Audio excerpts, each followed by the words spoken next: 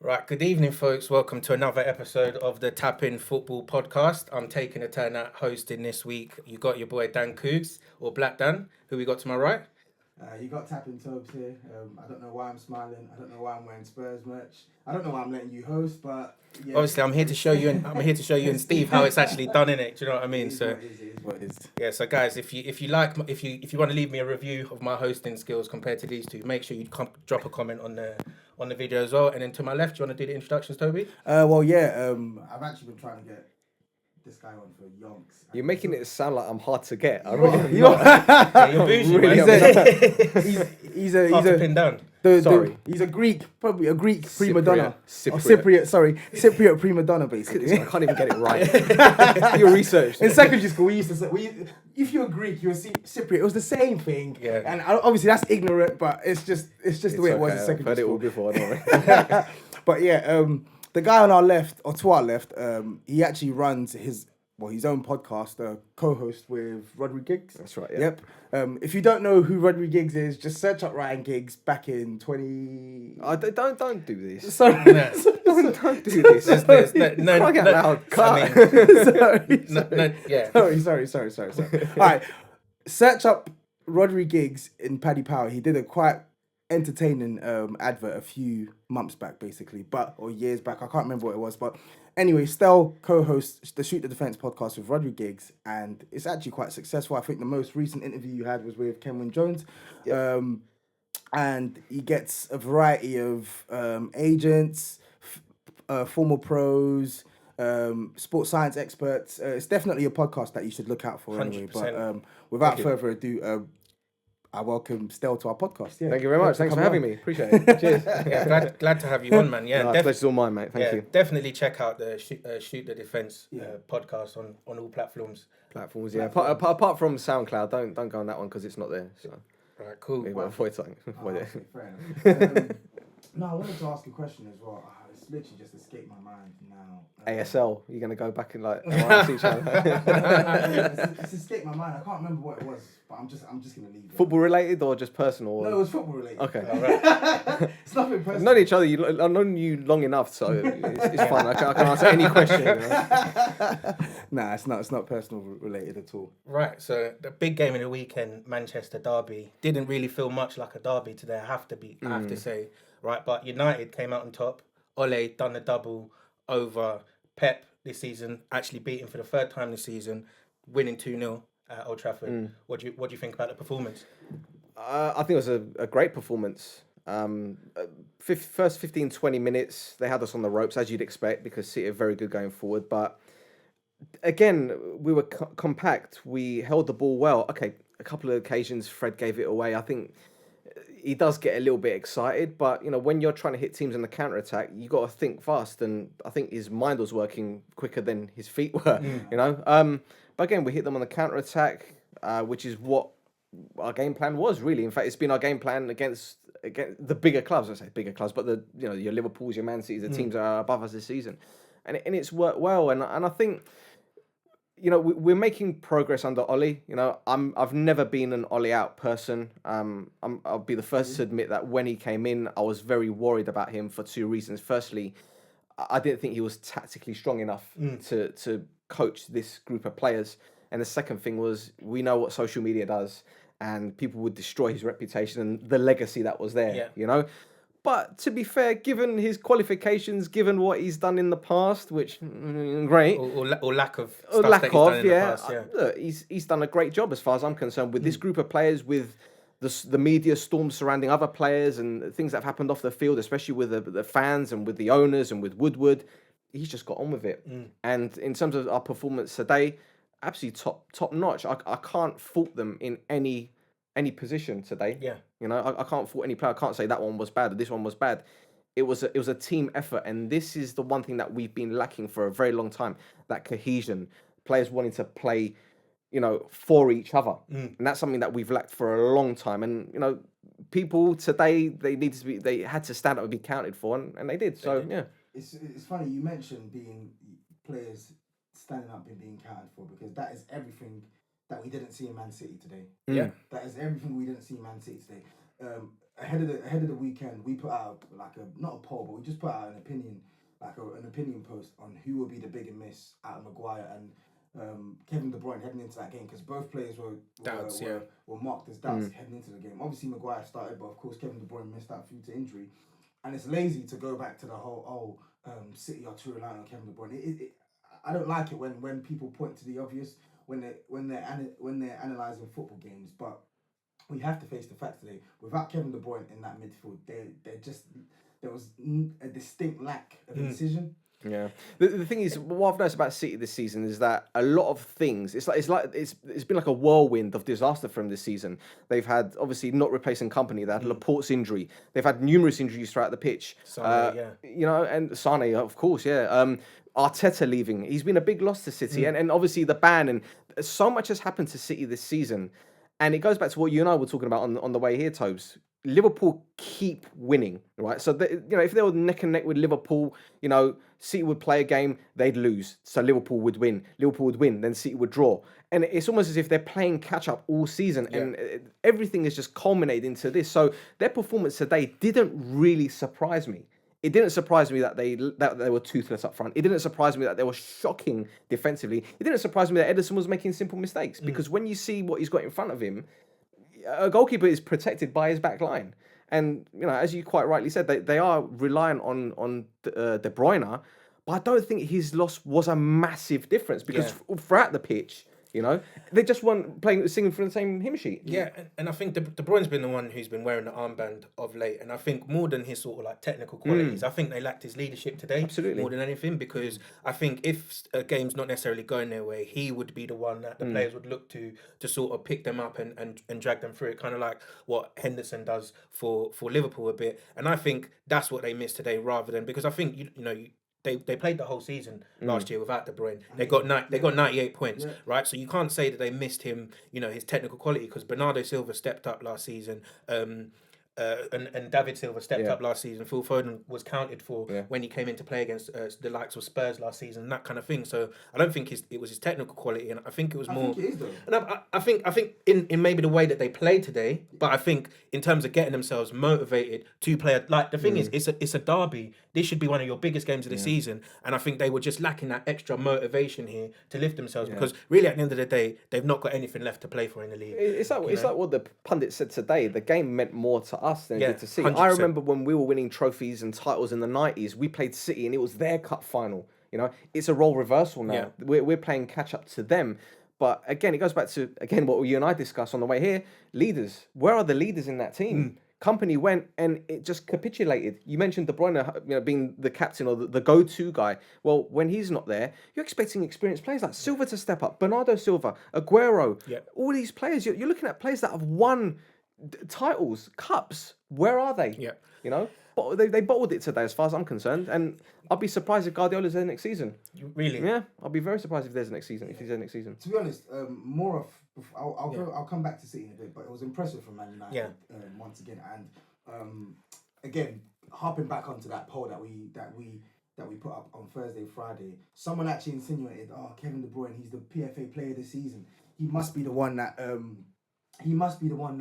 that will be the bigger blow, blah blah blah. And when you actually watch Man United's recent run, I think it's something like 8 clean sheets in the last 10 games. Yes, of course, it's had some bums in there, like your Club Bruges, your Tranmere. Bruges beat Real Madrid, mate. Come on. Yeah, but Real Madrid made them look like Barcelona. Yeah, but still, come on. They went to the Bernabeu. Have to give credit. They went to the Bernabeu. They weren't scared at all. Some teams go there and they. Okay, but my point is, Man United have finally found some consistency at the back now. It's a settled back line now. Maybe the only thing that changes is probably is it going to be Lindelof this week, or is it going to be maybe Bailly or whoever? But Luke Shaw's been playing. I was going to say, you have Maguire, Staples centre back, Brandon Williams left wing back, and Aaron Wan-Bissaka right wing back as well. So it's a stable situation. And if you're going to take Maguire out of that situation, I don't even think he played that well today. But I think just having his presence. Yeah. In that run, it's just the stability. It can only do you. We nullified their strengths as well. Wan-Bissaka had Sterling in his pocket. Aguero didn't do anything. Who always scores against us. Yeah. Even Mahrez when he came on didn't have a. I thought Mahrez actually looked quite good. He did. against a tired Brandon Williams. And that's one thing I was going to say. You mentioned Luke Shaw, but you have to give Luke Shaw a lot of credit by the way he's upturned in form recently, because like this guy, normally if this was last season, Mahrez versus Luke Shaw, you're backing Mahrez to come out on top almost every duel that they face. And Luke Shaw was moved out onto that left side to counteract the last 10-15 minutes. To counteract what Mahrez was doing to Brandon Williams, and he stood up to the test. And as soon as he moved out there, Mahrez became null and void again in that game. So he's really improved his form. I think we need to give credit to Michael Clegg, who came in as a strength and conditioning coach beginning of the season, and he's worked wonders with our players, because last 20 minutes a year ago the players would have been down on their knees. City would have destroyed us. But you can tell the stamina levels have increased. The players aren't looking leggy. You can tell when the players are looking leggy, because obviously the cramp kicks in, which we saw with Matic, because obviously he's 30 or 500 years old, however old he is. But, the players weren't misplacing balls in the last 5 minutes. I mean, McTominay came on and he scored a lovely goal, But again, Dan James was chasing the ball down. And, you're looking at someone that's 22 years. You'd expect him to be feeling tired, having run down the flanks, getting in the channels, running in behind the central defenders, but he didn't look tired. So, again, Mick Clegg and his son Michael Clegg, they've done fantastic. So, hats off to them. And congrats on McTominay as well, scoring his first derby goal as well. I think he's actually someone who has grown quite a lot as a player over the past. He grew 6 inches over one summer, you know that? What? Over one summer, he grew 6 inches. Height. That's crazy. We're keeping it PG today, folks. We're keeping it PG. But no, like the thing is, and that's it's good. It's a good thing you mentioned McTominay, because at the start of the season we were talking about United lacking the midfield, right? And then in the absence of Paul Pogba, what are they going to do without their sort of their talisman in the centre of the park? And you have to look at the performances of the likes of Fred, Matic. Yeah. I'm not going to mention Pereira because he's a dud, but McTominay stepped up, and these three, plus the addition of Bruno, you're not even missing Paul Pogba anymore, really. Like, obviously, he still has something to add to that midfield if he was to be fit. But previously, at the start of the season, you're saying, where would this club be without Paul Pogba? Yeah. You can't say that anymore. And now you're looking at their midfield and say, actually, no, that's probably one of the strongest positions in their team at the moment. It is the strongest position. Yeah. The thing is, we've always lacked, I mean, since Paul Scholes, we've lacked that creative spark, that guy that can ping a ball 30 yards on, literally on a sixpence, But Pogba has that ability. The problem is we don't see it enough. And whether it be Pogba's fault, whether it be a tactical issue, I don't know. I can't put my finger on it. I don't think anyone can, to be fair. But I think with Fernandes, he's got more dynamism. And by that, I mean, Pogba can run with the ball. But when it comes to that, I don't know, that low centre of gravity, I don't think Pogba has that. But don't get me wrong, like Pogba is a quality player, and to see them two potentially is a remarkable thought. But I can't see it happening. I really can't see it happening. Not for the long term, anyway. He's meant to be okay. Maybe fair enough, not for the long term, but he's meant to be back next week anyway. So I think Man United fans should, whilst they have him, you should be looking forward to having that partnership in midfield. It will just be a case of who actually plays as the City midfielder. Is it going to be Fred? Is it going to be McTominay? So. Off the Man United merry-go-round of praise and the it's because I'm here. Let's forget, Man United aren't that good, but they granted they have been impressive against the bigger sides, and they're firmly in contention for top four race. In the race for top four. And if you look at their fixtures, they've played Everton away, they've played Chelsea away, they've now played City. They kept 2 clean sheets in those 3 matches, and they're playing us next week as well. And if I had to put money on it, maybe fatigue might play its part in Europa, but we also have Champions League midweek. If I had to put money on it, I would back Man United to come there and get a result. But we'll see what will happen. On to Man City now.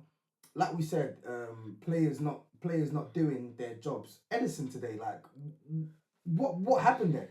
Mate. Absolute head loss, complete head loss. I don't know. I know we love talking about head loss on this podcast, but it's just what was going on there?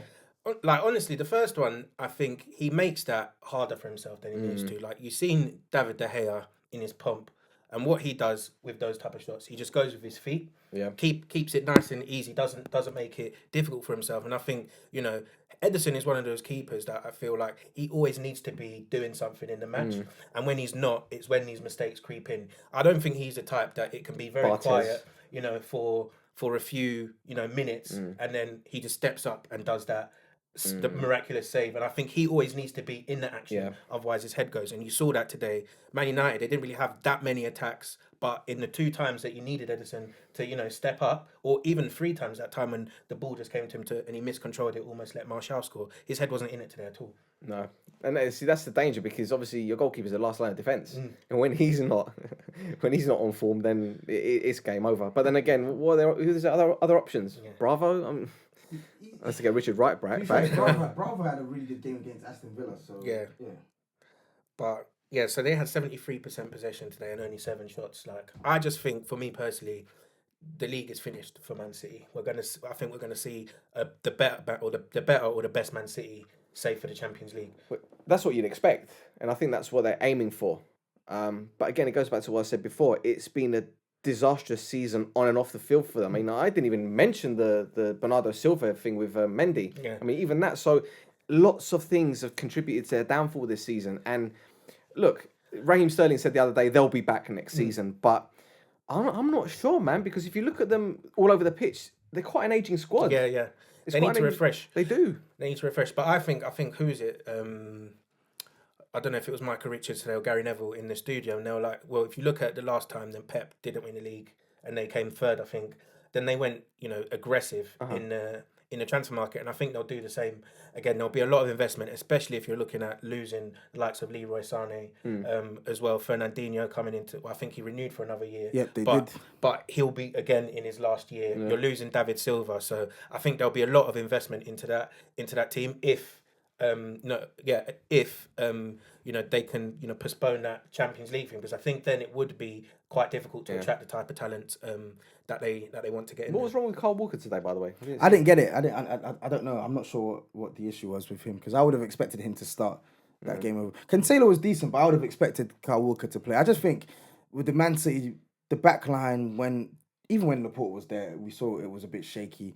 But I just think that their back line this season, Aguero's inability to impact games on a consistent level away from home nowadays, midfield too passive at times, like we said, 73% possession and only one big chance created. Like your attackers need to eat, and they're feeding off scraps.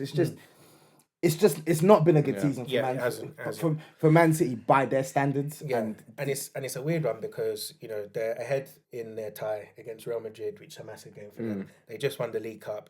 They've got probably an easy draw to get into the FA Cup semi-finals now as well. So we're saying it's a bad season for them, and then still they're still having a great season by other team standards as well. Yeah. So it's a very strange one for them. Not bad, but it's just by their standards. It's strange, yeah. And they got Arsenal next as well, which would be interesting. I mean, if that's not a 3-0 whitewash, I'll be very surprised, man. I'll be very surprised.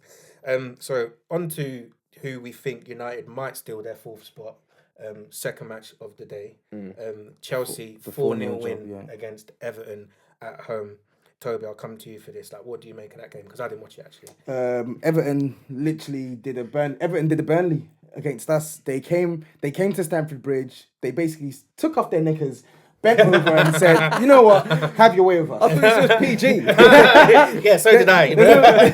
There's no swearing, but they literally that's what it was. It was a proper. You see, it was like a kid who's been naughty. Came to their parents' office and got a proper spanking, and that's what Everton got today, because the basics they did wrong. Like, they didn't press today. Their passing was all over the shop today. I think Andre Gomez, who had a fantastic game at the Emirates, Arsenal, little cameo. Arsenal, I thought today his impact on the game was out of sorts. The 4-4-2 shape as well. I know it's worked well for Ancelotti in recent weeks, but it didn't work against Chelsea today. Consistently outnumbered in midfield. Ross Barkley, Billy Gilmore, and Mason Mount. They actually dominated that game today, and it almost felt like it was a bit too easy. And I think that's something that I haven't been able to criticise Everton for, because I felt under Marcus Silva they were way too easy to get at, and they would fold. And I think under Ancelotti we saw like a tougher exterior to them. We saw that, and Big Dunk as well. We saw a tougher side to beat. Today we saw the old Everton. Offensively, they bottled their opportunities as well. Calvin Lewin, the one at 2-0. At 2-0 in front of goal, scuffed that shot wide completely. I didn't really have any confidence in him to score, because that's not really his thing. He's someone who is now finding himself to be in the right position. So when you're literally getting yourself in the right place at the right time, right in front of goal, it's hard for you to miss. But when he's running onto the chance and he's bearing down on goal, I have no confidence in him. Yeah, and I mean, if you look at his repertoire of finishes this season, I don't think you'll find many clean strikes in that. Yeah, do you know what I mean? So, Yeah. And it's not even just that. Sorry, I'll let you speak. But their fullbacks there as well. Normally they're a side that rely heavily on their fullbacks. Sidibe had a terrible game, offensively and defensively. He was woeful. I think he put in something like 2 or 3 crosses all game, and all of them didn't meet the man. Digne, one cross completed out of 7. It just wasn't a good day in the office with them. Mason Holgate, who we've been praising in recent weeks, poor at the back as well. It was just Chelsea. Don't get me wrong, Chelsea played well and put them to the sword, but I just felt Everton made it way too easy for Chelsea. yeah. Right, so we put out another sort of question to this Twitter sphere about the England selection come the end of the season. And then we said, if you're taking Grealish and James Maddison as, sort of stamped to go, and then we asked who should go out of Mount, Foden, who are the other two, Ali and Oxlade-Chamberlain, right? Do you think that we missed something there with Ross Barkley with the form that he was in as well? I don't think we missed anything there because on merit, Barkley shouldn't be going to the Euros. But we all know Gareth Southgate loves him off. We know he loves him off. I think it depends on where they're going to play. Because, well, put it this way, if you're going to take the Grealish and Maddison, so you expect them to play the number 10 role, right? So where are these players going to play?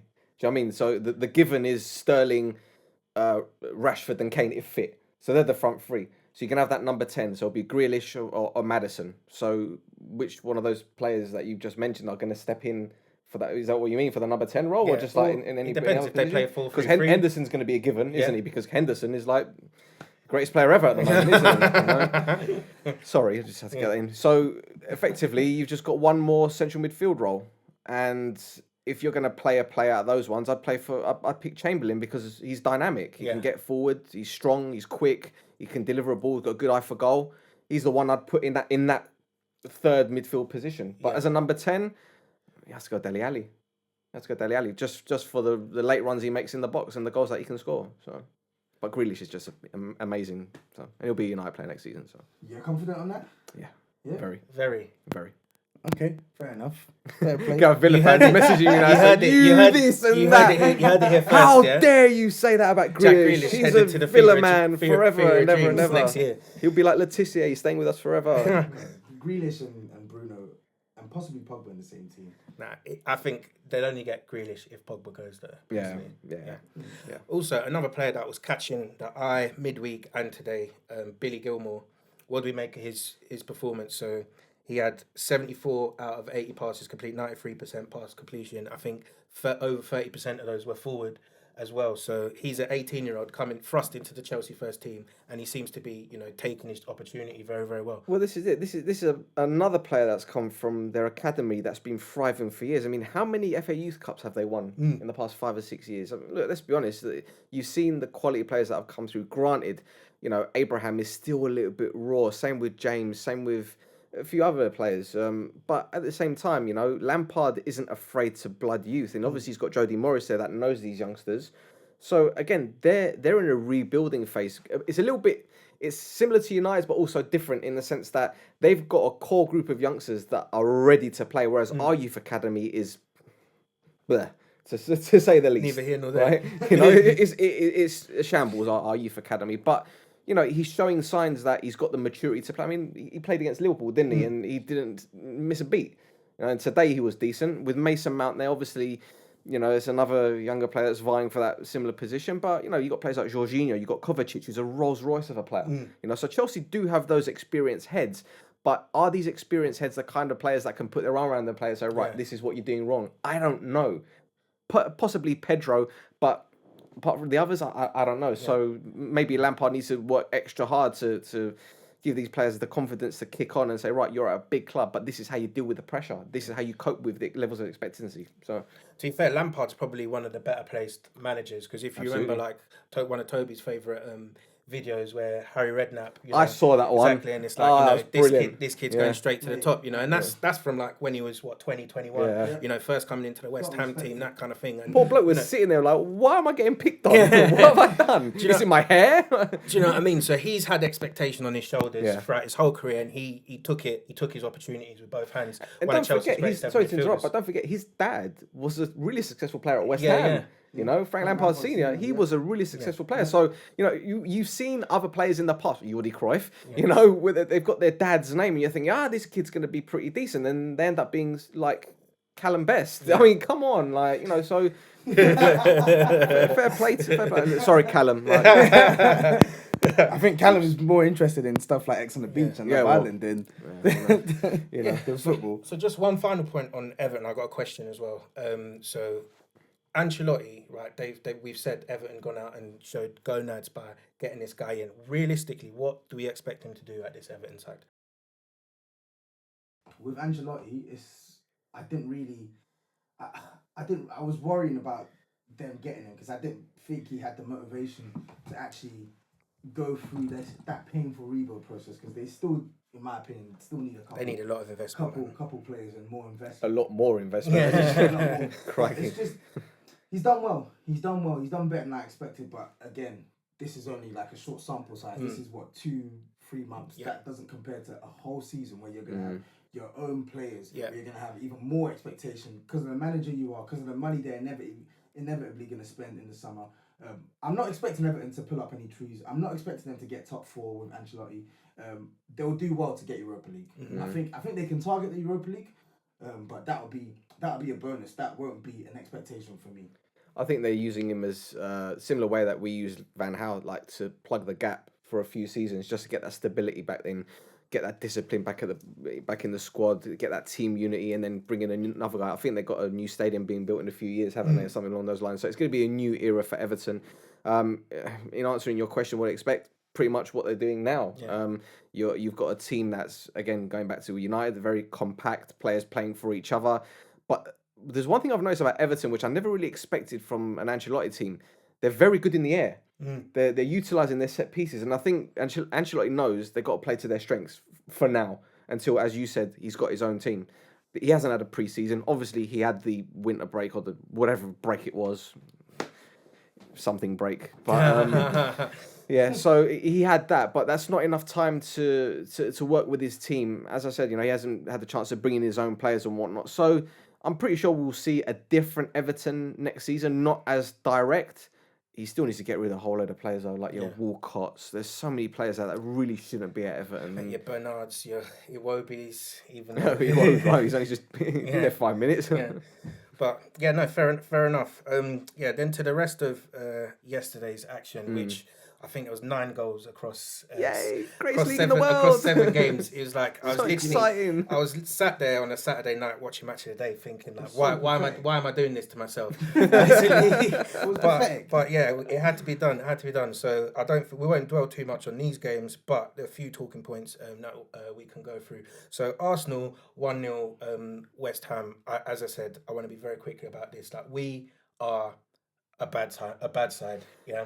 Like, here's the think that's thing. a bit unfair. That's a bit unfair. I don't think it is. And I say this like with a pinch of salt. Like, I don't mean like we're not terrible, right? But I think considering where expectations were at the start of this season, we are absolutely nowhere near where we need to be. Like, if you saw the way that we were going on in summer, we've referenced it before, Don Raul, all of this stuff, like ridiculous. what a summer, like Absolutely that. But those aren't proper Arsenal fans tweeting that nonsense. No, it was. No. Yeah, but you know what, right? Okay, so I understand because he brought in some players. I understand. I'm talking about the bigger picture here. I'm talking about, they make these stupid gifs about Babastotopoulos, the Greek Phil Jones, the Yo Pierre nonsense. They jump on these stupid little bandwagons. And the way I see it, no disrespect, right, but a lot of Arsenal fans are living in 2004. They see what happened in 2004 and they think, right, this is where we should be. Why? It's like with United. You don't have the divine right to be challenging. Well you don't have the divine right to be up there. Yeah. Your history doesn't necessarily encapsulate where you should be now. Liverpool are about to win the league for the first time in 30 years. And granted, they're still a big club. Arsenal are a big club. Tottenham, United, they're all big clubs. But where the teams are right now is where they should be. Now, granted, I don't think you're a bad team, right? I think you've got a lot of bad players, but in terms of what your manager's trying to do, in terms of the youth, because you've got a fantastic youth academy, and now we're seeing a lot of players, you're bearing fruit with your Sakas, with your Nketiahs and all that. The one thing I will say, and it goes back to the, in inverted commas, fans, they hype up players to a level where they're not going to reach. Yeah. And I think a lot of fans are guilty of this with certain players. So I think a lot of our players, I think they're okay players. I think they can do a job. But where I say we're a bad side is I think we don't have enough players.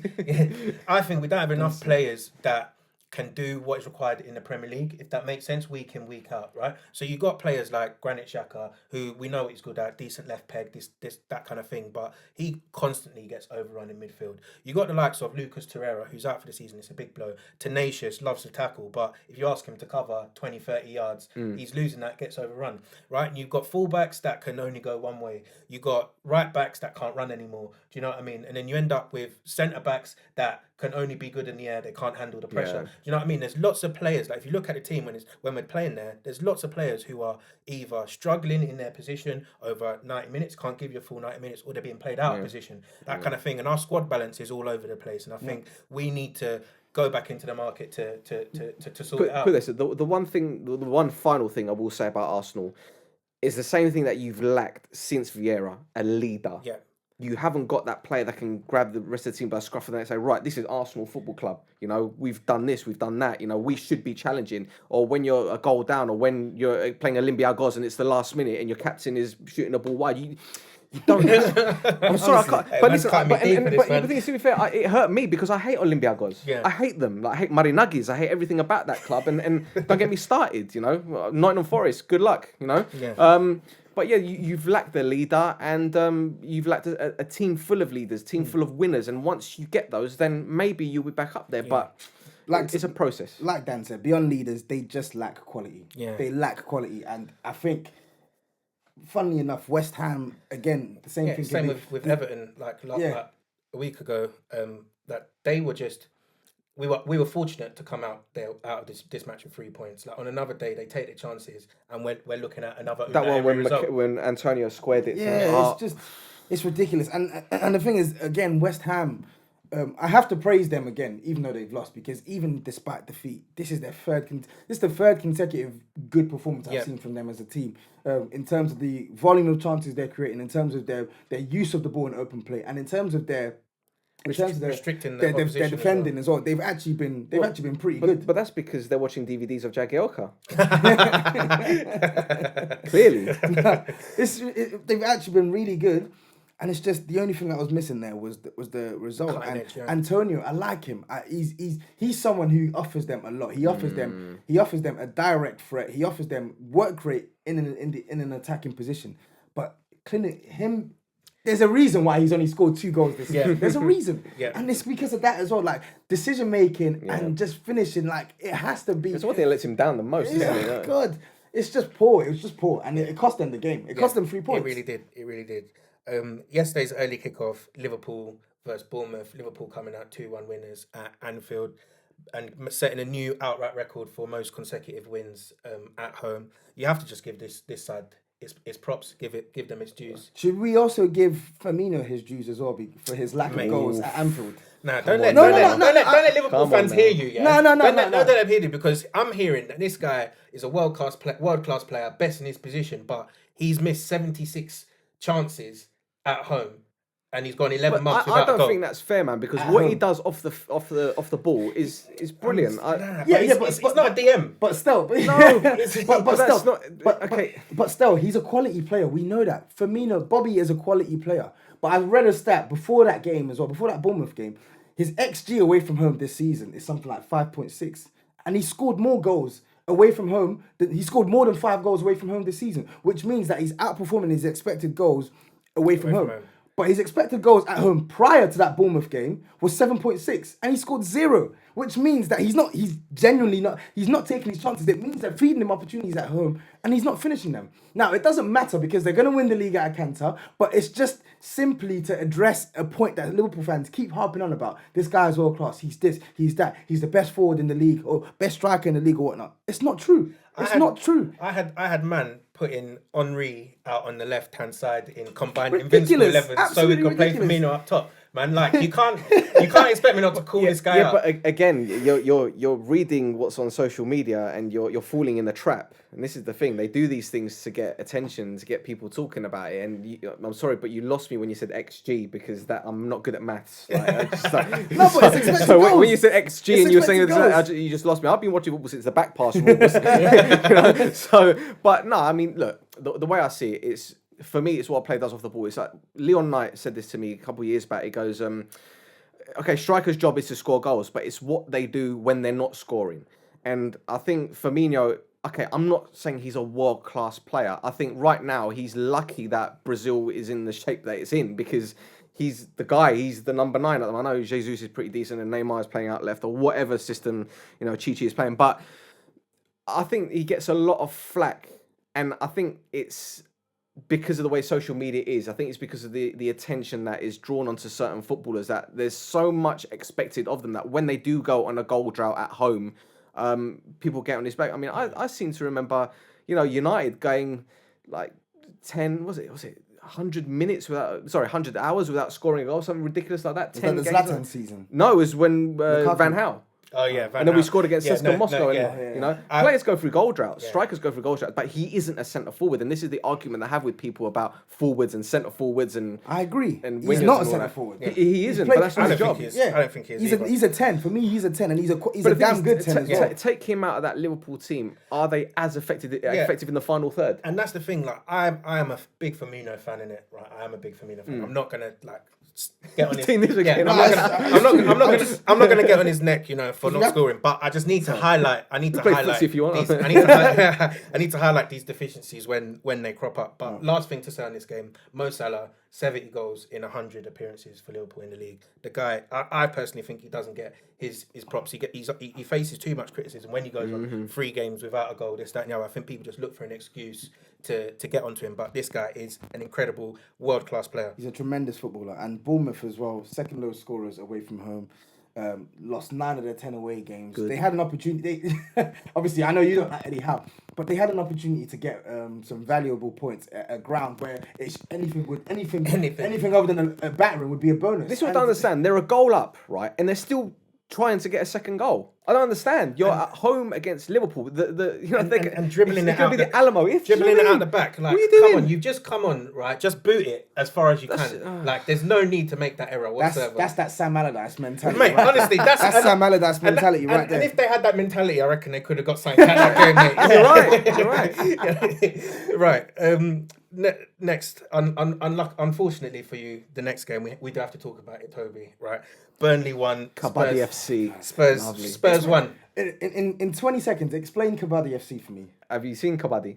I haven't seen. You never seen Kabaddi? Nah. It's a mad game. Yeah. It's a mad. It's very physical. It's basically like dodgeball and wrestling mixed in one. Yeah, basically. and that makes sense. Because every time you say it in your podcast, I'm in tears. I'm like, I don't even know what this is, but it just sounds. If anyone doesn't know what Kabaddi is, after you finish watching this video, type into YouTube Kabaddi. Yeah. So that basically mirrors Burnley's play. It's just honestly fair enough. And it was effective yesterday as well, man. Like they battered you personally. As per, because Burnley when they're at their best, they will actually pummel an opposition on chances. Again, yesterday 4 big chances created, 3 missed. Me personally, we were lucky to escape with a draw, and I don't want to labour on our performance because it's the same old performance we saw against Norwich. Same old performance we've seen pretty much ever since Son and Harry Kane have been injured. Even when they were in the team, it's the similar performances anyway. But I want to talk about the one major talking point from this game, and that was Jose Mourinho's comments on Ndombele. Now, this is a player, I have to say it, I really want him to come good, and I fully expect he's going to come good. But whether I agree or disagree with Jose's methods, it's out of the question. Right now, simply put, he is not offering us enough. We have our 2 best players missing. He's our record signing. He's on 200k a week. We've tried to ease him in. We've tried to put him on a special program. We've tried to limit the amount of minutes he plays in the game just so we can keep him fresh. Like Jose Mourinho has not played this guy in some big fixtures to actually try and preserve his fitness and actually sort of give him an easy route back into the team. But put it simply, it's not good enough anymore. In a period where our 2 best players are out and we've got some of our better players struggling with inconsistency, the last thing we need is our record signing to be giving us 0 out of 10 performances. It's not good enough. And in 2020, I have to be honest, he's just not been good enough. Yeah. And the thing is, Jose Mourinho, whether I don't like players being called out by the managers in public, but Jose Mourinho, in this instance, I think he's 1000% justified to call him out. I think he is. The thing is, you've got a footballer here that's come to a new league. I don't think he quite understood the physicality of it, didn't understand the pace of it. I think the training methods might not have helped him. I mean, you got 2 different coaches this season, haven't you? And you got 2 different head coaches, and you got obviously the backroom staff. So possibly the change in training regimen may have affected him. But then again, he's always been in and out of the team. So how can he get any consistency? But then when he does play, he picks up injuries. So it's kind of like a double-edged sword for the guy. Personally, this is my opinion. It's not fact. I think there's a greater underlying issue. Maybe something's happened off the field. Maybe he's got personal issues. I don't know. This is what I think anyway. Because for someone to be up here, and to just hit rock bottom in the space of 3 months. It's just odd. Because for me, right, he was playing He was actually playing regularly at the start of the season and playing well. And playing well. And that's what I'm saying. Scored on his debut, didn't he? Yeah. The bad performances. Fair enough. He had like a couple games against Bayern at home and against Brighton away from home. But generally, his performances when he did play in the first half of the season before his injuries, they were actually quite good. It's only the second half of the season now when he started against Southampton, he was poor. He started against, I can't remember who, Norwich, he was poor. And now he starts against Burnley away. He started against Chelsea as well. Yeah, started against Chelsea was poor. So these bad performances are a rarity for him, but they're now becoming a constant theme. What was he doing at Lyon in terms of a positional sense that he's not doing at Spurs? Is he playing further forward at Spurs? Is he deeper or... He's literally playing in what I think is supposedly his best position, just as a number 8. But yeah, I don't know. I agree with you. I think in this instance, obviously people say the way Mourinho calls players out and stuff like that, it's like extra cutting, and if it was another manager and stuff. But I actually think Mourinho's been lenient towards him to an extent so far. With the methods that you described, ease them in, taking him out the firing line, that kind of thing. But I think it could also be the style of play out here, man. It could be the style of play out here because out here, don't forget, we tend to play with 5 in midfield. 5 across the midfield, or obviously 3 up front, but the wingers dropping deep. So perhaps that extra man in the midfield, he's not used to having a third man because in Ligue 1 at Lyon. The style of play, you know what I mean? It's a weird one, but I for one, I'm very interested to see what happens with him because he is probably one of the best young talents on paper in the league. That's what I'm saying. He's an unbelievable footballer. Yeah. He's so in terms of ability, he's so far ahead of so many midfielders in the league. And honestly, I was so rattled that Spurs got him. To be honest, I couldn't believe that Spurs managed to get that signing. But so I'm kind of happy that he's bombing. But I think for football, it would be better to see him do well. We need to see him. We need to see a proper Tongi next to Lo Celso, because Lo Celso's bringing it for us. Yeah, he actually is. He stepped up. He's stepping up for us, but Tongi isn't, man. He'll be on a plant-based diet in no time. Yeah, if you look at Bellerin, I don't think that's the way to go, man. Well, Bellerin, it's modelling is the way to go, isn't it? Right. So, in terms of the rest of the action, Crystal Palace beat Watford 1-0. Yeah. Sheffield United beat Norwich 1-0. Newcastle beat Southampton 1-0 at Southampton. And then 0-0 Wolves versus Brighton. So horrible games, but a lot of clean sheets though. Roy Hodgson, new deal for him at Crystal Palace. He's older than Selhurst Park, isn't he? Outrageous, actually outrageous. But he is doing a fantastic job there. You have to give him his due. This guy's got years of experience, man. He coached in Sweden and Italy and Switzerland, practically the whole of Scandinavia. Managed the national team. He's no mug. Okay, he had a bad spell at Liverpool, but you're looking at a club that effectively at that time was a poison chalice. Yeah.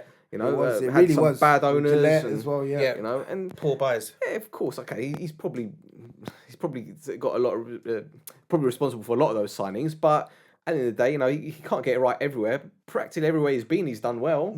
So okay, he's come to Crystal Palace, he got them out of trouble.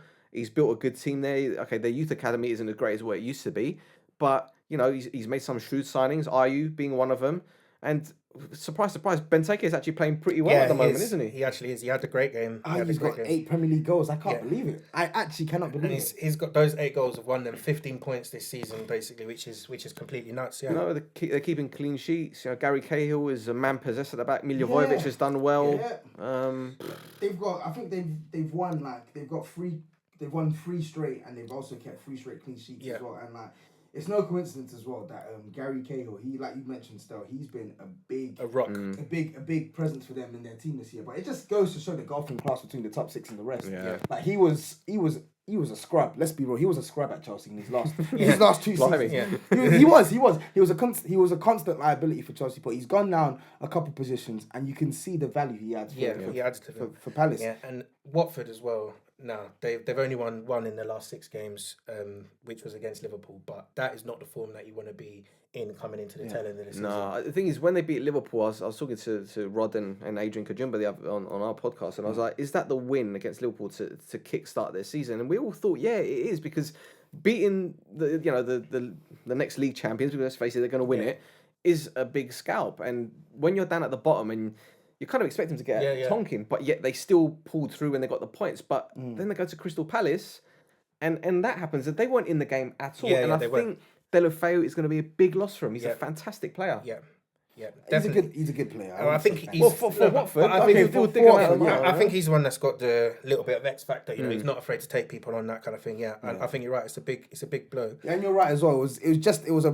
poor performance, but for a team I expect to literally be at the races more often than not. Now it was an uncharacteristically bad performance. For all round. On to the Sheffield United Norwich game as well. Like, I'm sorry, like I'm kind of just sick of Norwich now at the moment. Like, that's not nice. Like, I know they play nice football, this, that, and other, but I just want them to get relegated now so we can, you know, pick their players. You know what I'm saying? Like, because I'm sorry, like you've got all this talent in your squad, this, that, and other, but I actually think Daniel Farke, I'm not impressed by him at all personally. I think there's a lot of managers out there that, you know, can play nice stuff, you know, but being a manager, you need to know when, like, how to address your team's problems and when you need to shut up shop at some points in the season, because they're basically playing like they don't care about staying up. Do you know what I mean? Like the way that they're just so open, easy to attack. Do you know what I mean? Easy to break down. Like it's not good enough for me. It's not, but at the same time, I think he's been unfortunate in the sense that the goals have completely dried up. I know they won previously against Leicester. Jamal Lewis scored, but Timo Pukki, he hasn't scored from open play since December, and he's only just come back from injury as well. And he missed an absolute sitter as well. And how many weeks have we come on this podcast and said Timo Pukki missed an absolute sitter? He's done that a couple of times over this year as well, and they just don't have the goals in their side. And unique goals are the most valuable currency in the Premier League. You need them to stay up. So the thing is, don't forget, they've been really unfortunate with injuries this season. I think at the beginning of the season they had 10, 11 players out at one point. You know, they were playing central midfielders at centre back, and you know, Daniel Farke does try to play great football, and sometimes it ain't going to work in the Premier League because it's not the Championship, and it's as competitive as the Championship is. The golfing class is there. What I will say is that I think they're already planning for life in the Championship for next season. But tell me, what's with this irrational hatred of Norwich anyway? Is it because that Wenger got criticised for flying the players to Norwich a few years ago? I actually don't even hate Norwich, but I just think, like, if you contrast it to the team they played, Sheffield United, right? Like, they have been defending out their skin all season, and I think Norwich, they haven't paid enough attention to the value of keeping clean sheets. Personally, like Sheffield United have Sheffield United have kept 10 clean sheets now, which is all basically 1 in 3 games they keep a clean sheet, and that is why they're so high up the table. Do you know what I mean? And so I just think it's nice to play good football, but Sheffield United, they don't play bad football either. I think they're one of the best footballing sides in the division. So you know, I don't think it has to be this, you know, give and take about, we're going to play nice football, we're going to concede. And I just think they've just been too naive the whole season, basically. Newcastle, Southampton. Yeah, 2 points for me on this. Gineppo, blatant red card, disgusting red. I know he probably didn't mean to do it, but a red card is a red card. Rules are rules. But what I didn't understand was why Graham Scott, he went to the VAR monitor and he checked that, rightly saw that it was a red card offence, not a yellow card offence, and sent him off. So why didn't you do it for the penalty as well? It was a correct decision. It was a penalty, but what I'm saying is why not check it there? And that embodies the confusion with referees now in VAR in this day and age. We don't know what we're going to get from these refs week in, week out. We don't know, 1 week you're going to use the monitor, the other week you're not. 1 week you're going to leave your flag up, the next week you're not. 1 week you're going to say this is a penalty, the next week you're not. And each week we're seeing VAR get the flag each time. When for me right now it's becoming abundantly clear that these officials are just the most confusing bunch ever. They are. And they're causing all this ruckus in the game. What was the reason that he didn't give the Fred penalty today? They said it was not enough contact. Not enough contact. He's been tripped over by this. Yeah, ridiculous. Honestly. And on Newcastle as well, that for me, that was the best performance I've seen from Newcastle in a long, long time. They created a lot of chances. Yeah. And I felt St. Maximin as well, like he's a player that we've spoken about a lot. They need that more from him. They need that more from him. They need... Obviously, they could do with better finishing because Dwight Gale missed a couple of chances as well. My goodness, it's typical Dwight Gale. Yeah, the thing is, as soon as he steps up to the Premier League, he forgets that he's a striker. Basically, it's in the Championship he scores for fun, and then it's like I don't know what it is. Light skinned Ebanks Blake. He is. What?